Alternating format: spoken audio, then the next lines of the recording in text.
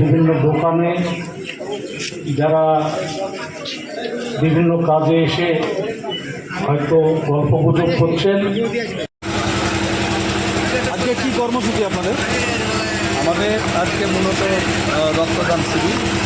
এই রক্তদান শিবির মোটামুটি 1 থেকে 1 মাস আগে থেকে আমাদের এই কর্মসূচি হাতে নিয়েছি।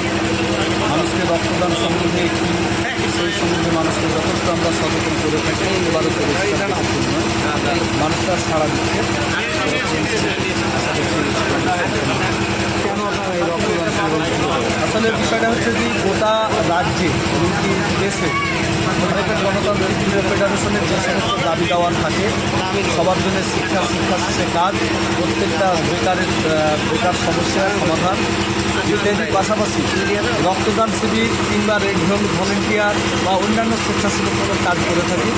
আজকে আমাদের এটা একটা ব্যতিক্রম নয়, আমরা করি ধারাবাহিকভাবে।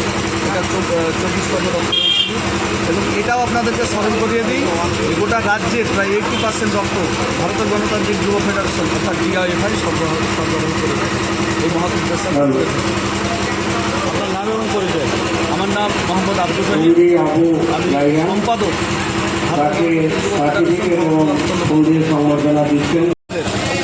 ভারতের গণতান্ত্রিক যুব ফেডারেশন ডিআইএফআই সর্বমঙ্গলা উত্তর লোকাল কমিটির উদ্যোগে আজকে এই শ্যামপুরে রক্তদান শিবির চলছে। আপনারা জানেন যে গোটা ডিআইএফআই গোটা জেলা গোটা রাজ্যব্যাপী তাদের নির্দিষ্ট ক্যালেন্ডার অনুযায়ী রক্তদান শিবির করে থাকে। আজকে সর্বমঙ্গলা উত্তর লোকাল কমিটির নির্দিষ্ট ক্যালেন্ডার অনুযায়ী এই রক্তদান শিবিরের কাজ তারা করছে। কতজন রক্তদাতা রক্তদান করেন? এখনও পর্যন্ত রক্তদান শিবিরে প্রায় 20 জনের মতো রক্তদান করেছেন। এখানে রক্তদাতা 70 আশপাশে হবে। এই যে আপনারা রক্তদান শিবির প্রতি বছর করেন, কিসের জন্য করেন? আপনারা জানেন যে মুহূর্ত রোগী, অনেক শিশুটি মা, অনেক অ্যাক্সিডেন্টের পেশেন্ট, যারা এমার্জেন্সি অনেক পেশেন্ট, সঙ্গে সঙ্গে গিয়ে দেখা যাচ্ছে যে কোনো ডোনারের জন্য অপেক্ষা করতে হয় না। আমরা যে ব্লাডটা পাঠাই হসপিটালে, সে লালবাগ হোক বা বহরমপুর মেডিকেল কলেজ হোক, সেই ব্লাড ব্যাঙ্ক থেকে তারা সঙ্গে সঙ্গে ব্লাডটা সংগ্রহ করতে পারে। একটা ইমার্জেন্সি পেশেন্টের নতুন করে একটা ডোনার আনতে দেখা যায় যে পেশেন্টটা অ্যাক্সিডেন্ট ঘটে যেতে পারে, যার ফলে সেই সময় যাতে না দিতে হয় তার জন্য ব্লাড ব্যাঙ্ক থেকে সঙ্গে সঙ্গে যাতে ব্লাডটা নিয়ে পেশেন্টের শরীরে ব্লাডটা পুশ করানো যায়, তার জন্য আমরা ধারাবাহিকভাবে রক্তদান শিবিরটা করি। আমি মোহাম্মদ শফিকুল ইসলাম, ডিআইএফআই।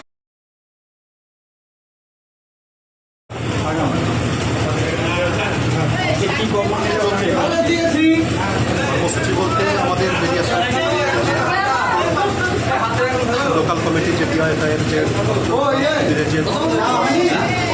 সেটা আমরা এসেছি রক্ত দিতে, রক্ত দিয়ে নিজেকে আমার লাগবে।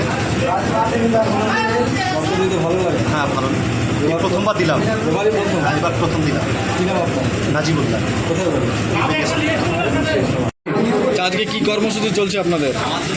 দেখছেন যে ডিআইএফআই মহলা উত্তর লোকাল কমিটির উদ্যোগে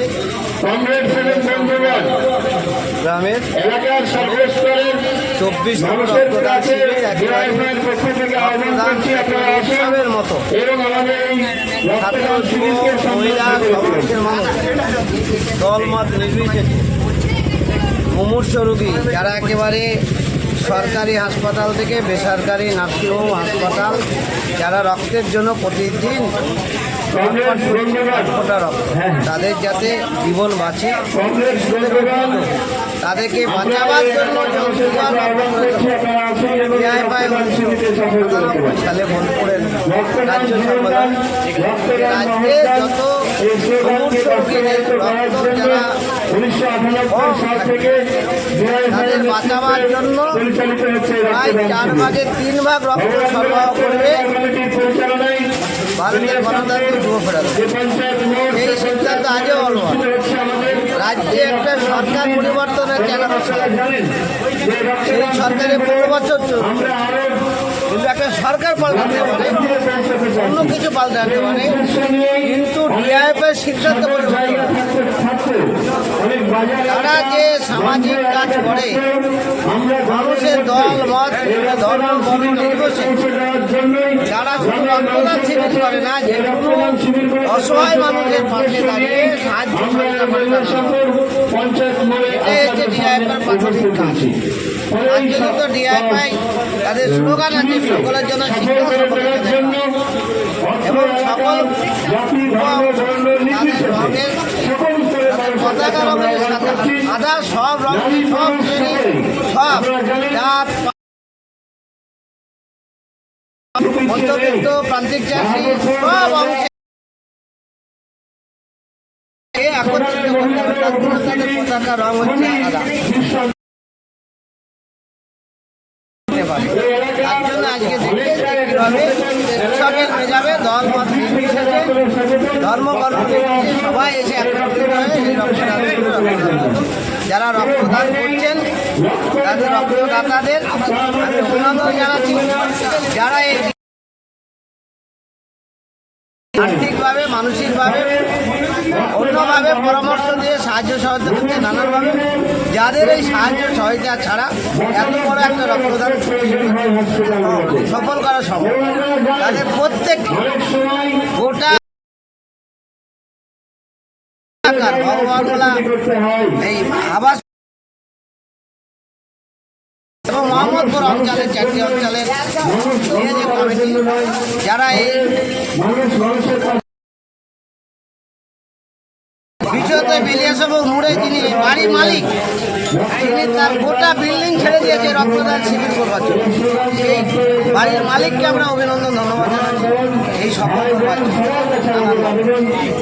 নিশ্চিতভাবে এই রক্তদান শিবির সফল হবে।